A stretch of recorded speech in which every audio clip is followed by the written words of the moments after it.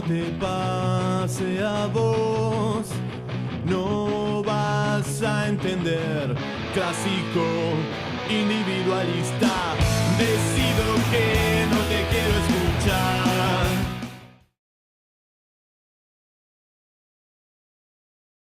Bueno, estamos con el doctor José Luis Montaperto, abogado querellante, en este caso particular, ¿no? Puntualmente este hecho de abuso sexual. Bueno, doctor, muchísimas gracias por asistir al programa, por esta entrevista y bueno, puntualmente coméntenos lo técnico de este caso, ¿no? Cómo se contacta Lourdes y Jorge con usted y bueno, cómo ha estado trabajando en estos últimos años. Bueno, muchísimas gracias en principio a ustedes, ¿no? Bueno, este caso empieza ya hace un tiempo, en el cual me visitan al estudio particular Lourdes, en compañía, ¿no es cierto?, de su concubino, a los efectos, ¿no es cierto?, de tomar conocimiento de un caso en el cual existía una denuncia por abuso sexual, ¿no es cierto?, sin acceso carnal. Estamos en esa figura penal, es el artículo 119 del Código Penal, en el cual ahora todas las figuras, ¿no es cierto?, en las cuales se trata de abuso, se ha modificado ya hace un tiempo, se llaman todos abusos sexuales, con y sin acceso carnal, y modifica de acuerdo a los incisos y los concursos, las agravantes y las penas, ¿sí? En este caso estamos en la figura del abuso sexual, pero sin acceso carnal, el caso de la señora en cuestión. Bueno, en virtud de lo sucedido, bueno, y lo que ellos me cuentan, y al ser un hecho, bueno, por supuesto es un hecho aberrante, un hecho que ha afligido mucho a la familia, ellos se han sentido muy tocados por este tema, es que tomo yo participación en el expediente como querellante particular.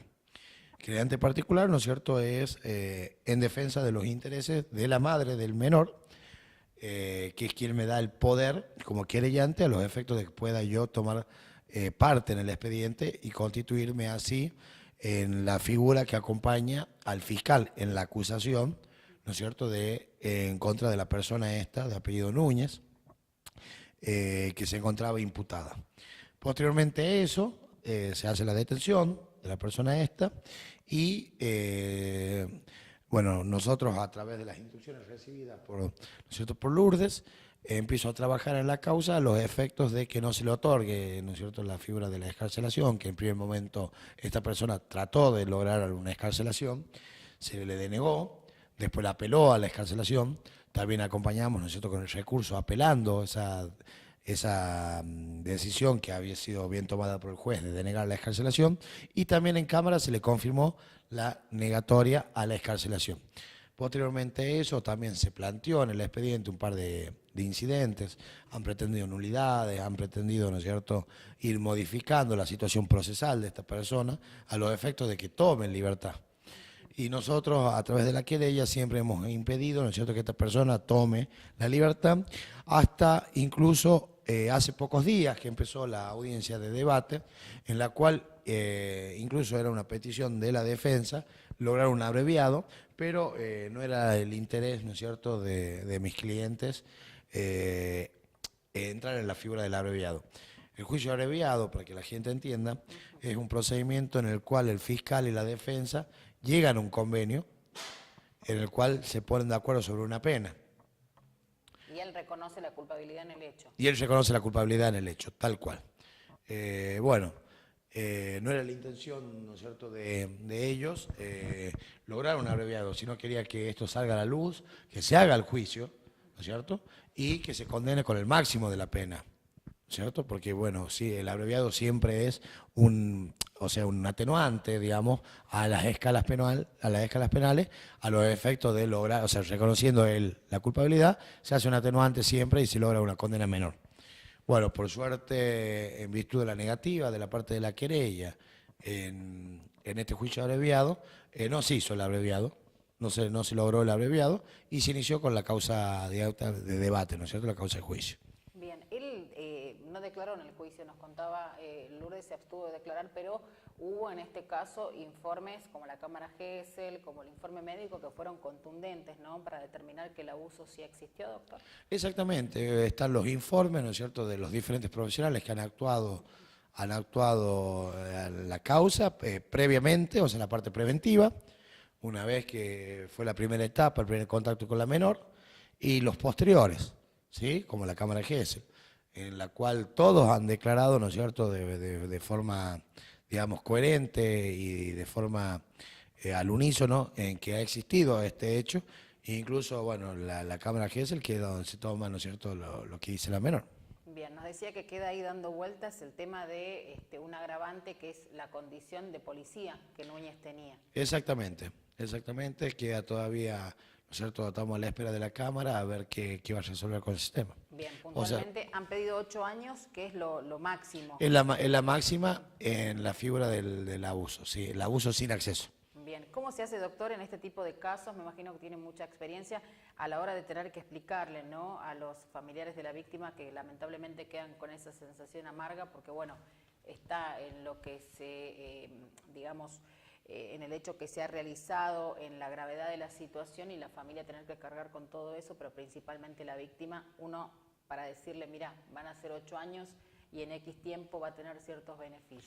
Bueno, eso es complicadísimo, ¿no es cierto?, porque lamentablemente, o sea, nosotros como abogados querellantes no podemos sobrepasar los límites impuestos a lograr un resultado que no nos pone el código de fondo. Los jueces tampoco pueden poner una escala penal mayor a la que les pone el código de fondo. Y bueno, y digamos, y siempre los familiares no quedan satisfechos con la pena. Pero es una situación que a nosotros nos sobrepasa. Y bueno, y es muy difícil explicarla y por lo general, ¿no es cierto?, siempre se pide, ¿no es cierto?, porque estamos de hace bastante tiempo con la modificación del Código Penal en que se eleven las condenas a todos los tipos de delitos. Y bueno, pero necesitamos una modificación, ¿no es cierto?, legislativa para que se pueda cumplir con ese objetivo. Entonces, por ahora nos encontramos atados, ¿no es cierto?, a las figuras penales como están, con las escalas penales que están. Y no se puede por ahora lograr mayores resultados que los que están puestos en el código. Pues no estamos esperando una condena de 8 años. Bien. ¿Cuándo se lee la sentencia, doctor? ¿Ya ha sido notificado o todavía no? La sentencia estará leyendo la semana que viene. Bien. Por último, le pregunto, doctor, usted recién decía que la modificación, digamos, en el código pasa por algo más, una cuestión ya, digamos, legislativa, ¿no?, de los diputados, de los senadores, pues muchas veces cuando se condena a alguien, la gente dice los jueces, o la justicia no existe, o los jueces, liberan a asesinos, liberan a violadores y demás. Pero es importante mencionar eso, ¿no?, que se trabaja en base a lo que ya está escrito. Exactamente, hay que diferenciar dos cosas. Lo que es la norma de fondo, que es el Código Penal, que eso para modificaciones para modificación es materia pura y exclusiva del Congreso de la Nación, ¿sí?, a través del proceso de leyes, conformación con el Senado, tal cual como dice usted, ¿sí? Y el Código Procesal sí que ya es provincial. El Código Procesal sí, ahí tenemos, ¿no es cierto?, lo menciono por el tema de muchas veces de las excarcelaciones y demás, que por ahí hay también gente que critica, ¿no es cierto?, muchas excarcelaciones que se dan, que eso sí es materia, ¿no es cierto?, de la provincia, y cada provincia tiene su propio código procesal. Y ahí donde se modifica, ¿no es cierto?, el tema de la libertad de una persona o no, ¿sí? Igual también muchas veces remite al código de fondo, pero son dos materias diferentes, ¿no es cierto? Y el juez siempre tiene que manejarse dentro de lo que es el Código Penal y el Código Procesal a los efectos de la libertad o las penas que se le apliquen. Y otra cosa posterior es el tema de los beneficios, que también lo mencionaba usted, que es el tema de los beneficios de una vez ya condenado. ¿Por qué? Porque ahí existen numerosas leyes, ¿no es cierto? Ya estamos hablando de jueces de ejecución penal, con las normativas para la ejecución penal, en la cual justamente los condenados no tienen que cumplir toda la pena. O sea, que pueden salir anteriormente con determinados beneficios, y eso también a la gente, ¿no es cierto?, le suele molestar, porque dice, bueno, sí, le van a dar este tiempo, pero ya en tal tiempo ya sale libre. Claro. Entonces, nunca llega al cumplimiento de la pena completa. Es decir, esos beneficios existen y también son una cuestión que hay que modificarla con normativa de fondo. ¿Pero es una jurisdicción de la provincia eso? No, también son normas de fondo, sí. Bien. Bueno, muchísimas gracias, doctor. No, por favor, ustedes. Bueno, doctor Chamía, muchas veces, cuando se condena a una persona por un delito de índole sexual, los familiares no quedan conformes. ¿Qué es lo que establecen los códigos para abusos sexuales cuando son con acceso, sin acceso y, bueno, por supuesto, cómo son las penas en estos casos? Buenos días. Hola, buenos días, Nadia. Sí, lo que pasa que la pena es requerida por el Ministerio Público Fiscal. El tribunal no puede imponer una pena más allá de la requerida por la parte, que en este caso el Ministerio Público Fiscal, porque tenemos un sistema en la provincia en la cual todavía el querellante particular no puede pedir pena, salvo que se haya iniciado ya el debate, que el fiscal haya requerido al final del debate, por ejemplo, la absolución del imputado, y la parte querellante haya pedido la condena. Entonces el tribunal sí tiene ahí una excitada la jurisdicción, digamos, para que pueda imponer una pena a pesar de que el Ministerio Público Fiscal no haya requerido pena. Pero esos son los casos excepcionales. Y hay un famoso fallo de la Corte desde el cual es como que ha culminado allí el monopolio del Ministerio Público Fiscal en cuanto a la acción. Y más en este tipo de acciones, que son acciones públicas pero dependientes de instancia privada. Y en el caso de los abusos sexuales, tenemos distintos niveles de pena o tipos de pena de acuerdo a las características del delito.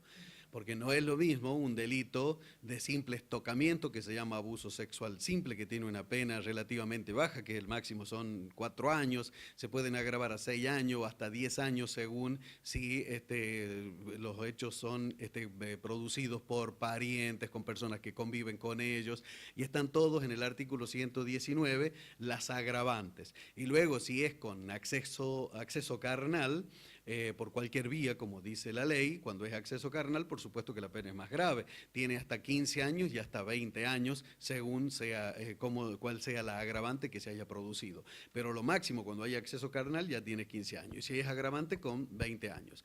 Y luego hay que ver, en los casos de los abusos sexuales simples, si es que hubo un grave daño o que le haya ultrajado a la persona, que ese daño le perdure por el resto de su vida. Y de eso dependen no los dichos simplemente, porque nosotros cuando fallamos, no fallamos por testigos de oídas. Es decir, aquel que dice, me dijo tal. Acá tiene que ser, el testigo tiene que ser directo. Y en este caso son pericias las que se deben hacer. En este caso a los menores, si son menores, los testimonios de los menores, y a su vez que nos venga diciendo un perito que ese menor que no es fabulador. De acuerdo, también nosotros tenemos que ver si le damos crédito al relato del menor de acuerdo en la forma que se ha expresado y que no esté influenciado por alguna situación de que muchas veces se puede dar de peleas de familia, que uno de los personas que eran convivientes se enoja con el otro y utiliza el niño en contra del otro. Pero eso se ve en el debate con elementos probatorios. Ahora, o sea que usted dice que hay que determinar, ¿no?, que esta persona, este nene, en este caso, sea comprobado a través de la cámara Gesell que ha quedado una secuela psicológica producto de este abuso sexual o de ese abuso sexual. Claro, la cámara Gesell es uno de los elementos probatorios, es un medio, el medio de prueba se llama la prueba testimonial. El testigo es la persona que introduce el elemento, en este caso el testigo es el menor. El menor declara en cámara Gesell, pero el testimonio de cámara Gesell se lo hace para evitar la estigmatización del menor, es decir, la revictimización, para que el menor declare una sola vez y lo declare con un profesional psicólogo que haya logrado un vínculo anterior con esa persona para que pueda estar en la cámara Gesell y obtener la información que se necesita para poder dictar una sentencia acorde a derecho, una sentencia que sea justa. Luego, a la par de esos informes de los profesionales y de la cámara Gesell están los informes médicos, que van a determinar, en los casos si hay acceso carnal, van a determinarse estos abusos de acuerdo a una prueba científica también. Doctor, en su opinión, ¿no?, por lo que le ha tocado trabajar en audiencias de juicio y demás en el último tiempo, ¿cree que los delitos de índole sexual han aumentado o que la gente se está animando a denunciar más quizá ahora? Sí, lo que sucede es que se están denunciando más los delitos de abuso sexual y creo yo que lo que hay que respetar son los protocolos para este tipo de delitos, en los cuales muchas veces la gente no los denuncia por la exposición pública que se produce, ¿no? Tiene un estrépito en el foro, en la sociedad, que después la persona se arrepiente de haberlo puesto en conocimiento de la justicia porque su caso es ventilado por todos los medios. Por eso siempre vemos y le pedimos a los medios que en este tipo de casos no se establezcan ni lugares ni nombres, porque usted da el nombre del imputado y ya está identificado en la sociedad. La Rioja es una ciudad muy chica. No es tan grande, no es una gran urbe, y todos sabemos y se conocen prácticamente todas las personas.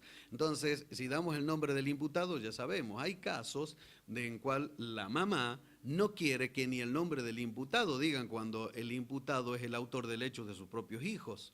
Y ha convivido con la mujer y los ha criado como padre, porque muchas veces le dicen que viajó, porque sabe el trauma que es para los otros chicos, porque ya tiene el trauma de un niño o de una niña, y luego tiene hijos menores que están convencidos como que el papá se fue, pero está en el servicio penitenciario, y luego sale por toda la prensa. Imagínese ese niño en el colegio y toda la situación de que encima la madre que le vino contando otra historia para evitarle un mal mayor, pero luego se lo estamos dando públicamente y en todos los medios. Eso es lo malo. Y acuérdense, recordemos la posibilidad que tiene ahora el niño de ingresar a las páginas, porque todos tienen un celular ahora. Doctor, por último le pregunto, el nivel de reincidencia en estas personas, ¿no?, que son imputadas por un abuso sexual, después condenadas, mucho se habla de que una vez que cumplen las condenas salen y reinciden, esto a nivel país. ¿Cuál es la situación en la provincia? Bien, la situación de la provincia de La Rioja es distinta del resto del país. Casi todos los tipos de delitos que hay, porque no tenemos todavía ese tipo de el abusador sexual serial, el abusador sexual que permanentemente está agazapado esperando a la víctima para violarla. Por lo general, los abusos sexuales que ocurren acá en esta provincia se dan dentro del ámbito familiar o dentro del ámbito de los amigos y de las personas conocidas. Casi no tenemos casos de que las personas hayan sido sorprendidas y buscadas o raptadas para tener ese tipo, con ese objetivo del abuso sexual. Siempre se da en otro contexto, que salen del boliche tomando, tienen relaciones y luego al otro día denuncia que tuvo un abuso sexual, a veces hasta el mismo amigo. O sea, no tenemos todavía eso, o sea que no hay reincidencia, no la vemos de que hayan vuelto las mismas personas que nosotros hemos condenado, porque se dan en ese tipo de situaciones. O sea, es distinto de lo que uno ve en la prensa nacional de personas que están ocultas esperando a la primera mujer que pasa o eligen la víctima hasta que encuentran el momento oportuno para tratar de llevar a cabo sus bajos instintos. Muchísimas gracias. No, por nada, nadie, que anden bien. Que no te pase a vos, no vas a entender. Clásico, individualista, decido que